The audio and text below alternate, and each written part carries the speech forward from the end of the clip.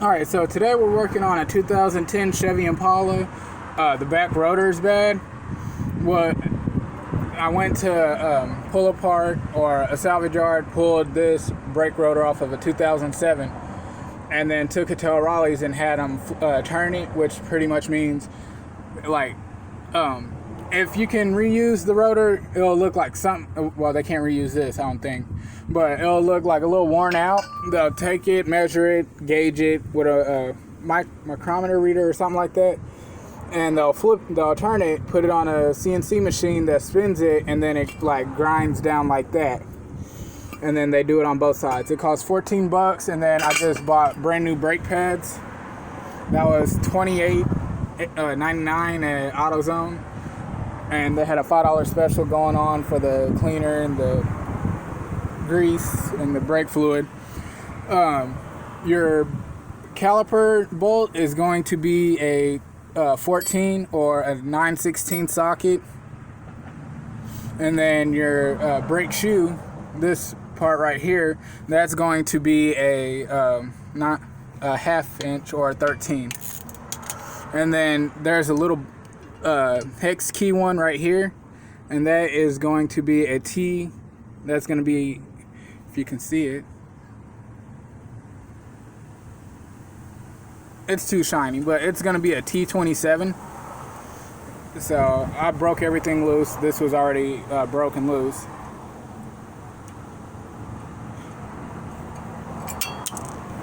Put that right there.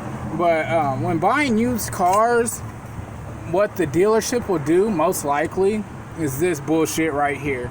They will fucking go to the salvage yard and buy a set of brake pads used, or buy rotors and shit used, and then keep the original brake pads.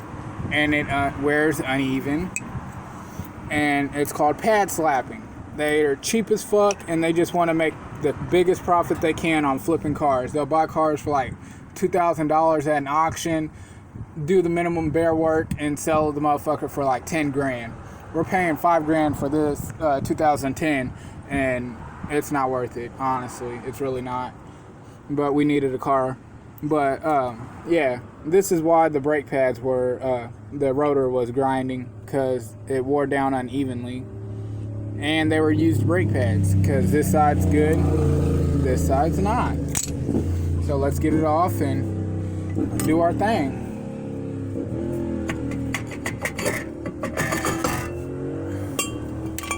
See, that side's still good, and this side's not. That's that bullshit.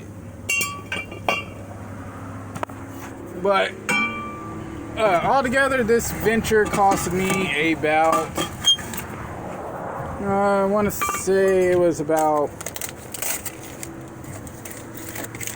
maybe $50. Yeah, it was about $50. And then put your little T-screw on. Yeah, so anytime you notice like a grinding sound coming from the back of your car, or from the front of it, or wherever, take a quick look at your rotors. Trust me, it'll save you in the long run.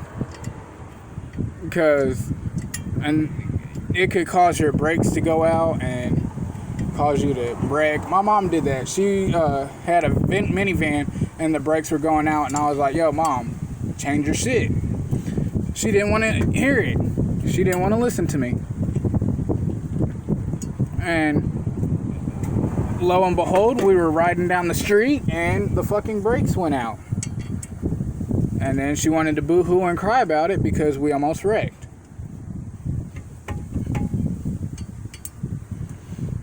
Alright. Got that on. New brake pads.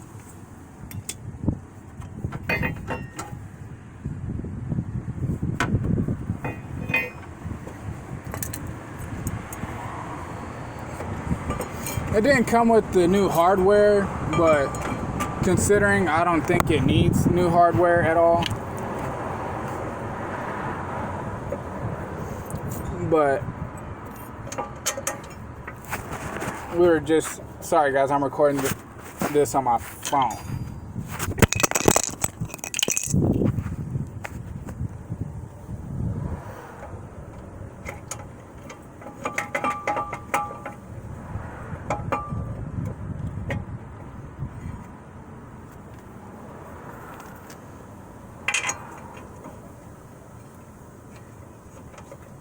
But I learned with this venture, buying this car, to never pay full price or asking price. Like, we put, I think it was like $3,000 down on it, and we've had nothing but troubles with it. And then you just tighten it.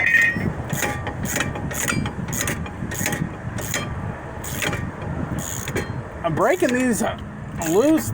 It was hard as hell, yo.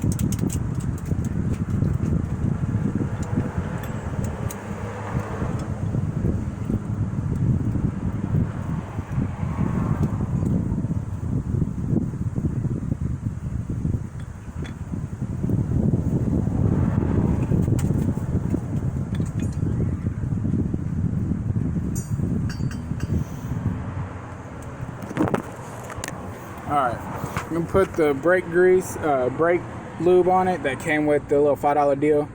Just put a thin line, then smear it with your finger. And then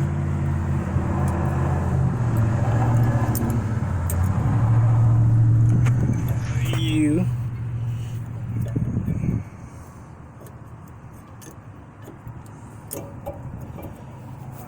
put the pad on like that. Big difference.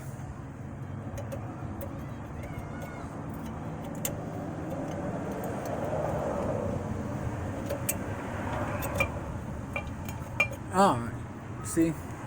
Well, shit, my bad. My recording sucks, guys. But get it on there.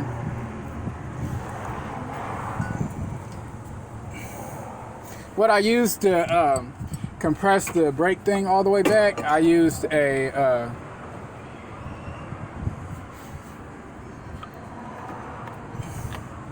I just used a C-clamp.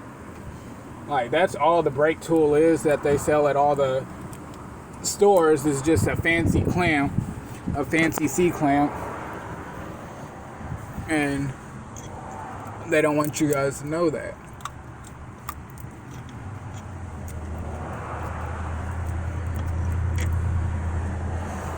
Boom, got that one in.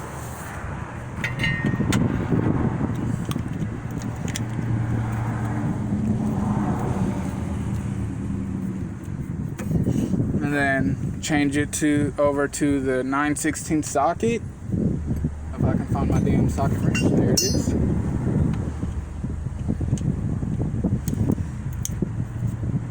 And then you tighten it. Yeah, I am sorry about my recording. Like, it really does suck.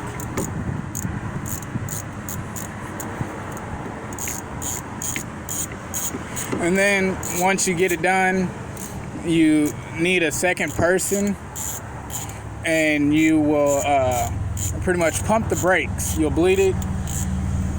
I don't have a second person out here, so I'm gonna have to wait for my girlfriend to get done cooking for the kids. But what you'll do, you'll have them like pump the brakes like 5-6 times, and then on the 6th time they'll hold it. And when they hold it, you'll crack this little nut loose, and it'll shoot out a little brake fluid, and then you tighten it back down, and while they're holding the brake pedal down, and then you'll have them do it again. Do it like 2 or 3 more times, and you should be good to go. What it does is it'll set the brake,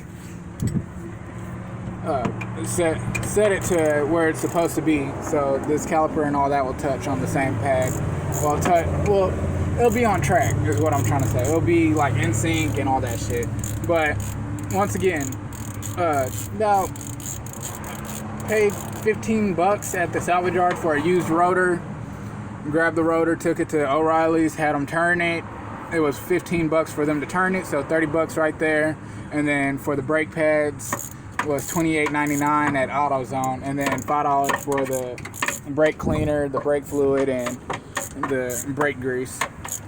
And really can't beat it. Like, I would rather pay like $15 used for a rotor, take it to O'Reilly's or AutoZone, have them turn it, and instead of paying like 50, 60, 70 bucks for a new rotor. But that's just me. But anyways, guys, about to put it all back together, put the tire on and all that good shit, and I'm be done with it. Have somebody come pump the brakes for me. But that was just a quick how-to video. Sorry about the rant. It was just something that was been on my mind for a cool minute. But hope you enjoyed the video. But remember, if you hear like a grinding noise, automatically check it, and it's guaranteed to be your brake pads worn down and rubbing against the rotor. But thanks for watching. Have a good one.